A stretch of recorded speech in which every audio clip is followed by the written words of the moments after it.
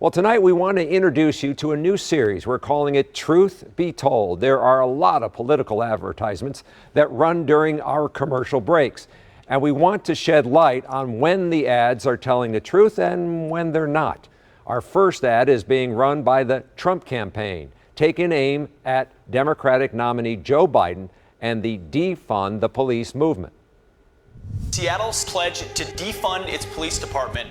It's an ad paid for by the Trump campaign that claims Democratic presidential nominee Joe Biden wants to defund the police. The ad uses an audio clip from an interview in July.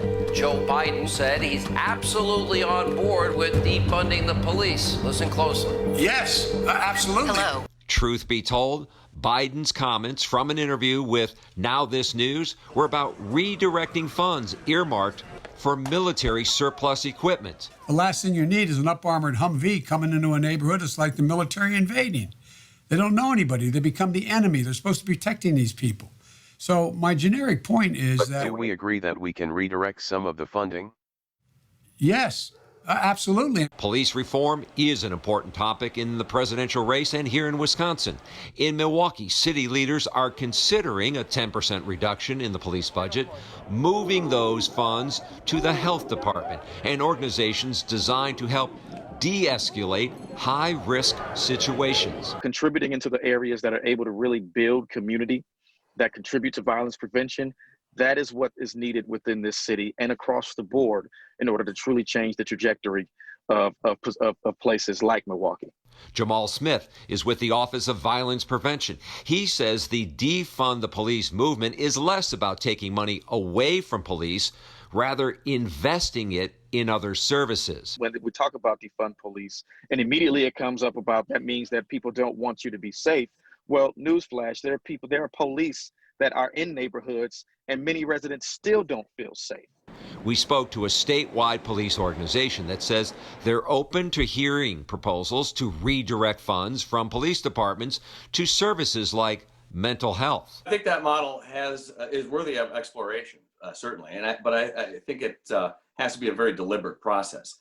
I don't think it's the case today that the city of Milwaukee, for example, can impose a 10 or 15% reduction in law enforcement spending and automatically have these, ancillary programs, social services and mental health services to fill the gap. Jim Palmer is the executive director of the Wisconsin Professional Police Association.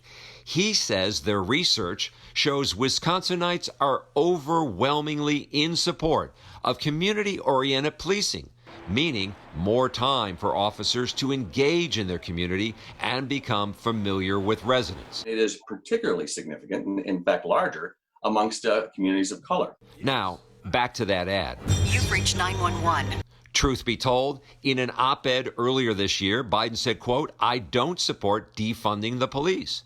On his campaign website, the former vice president proposes a $300 million investment in community-oriented policing programs, saying departments would have to hire officers to, quote, "mirror the racial diversity of the community they serve in order to get the funding." So when you see election ads this season, I'm Donald J. Trump, and I approve this message. Be sure to ask questions and get the facts. Right now, our Truth Be Told team is looking into an ad paid for by the Biden campaign, claiming tax cuts proposed by President Trump would deplete Social Security funds by 2023. Look for that story in the coming days, and you can find all of our Truth Be Told reports online at tmj4.com/decision2020.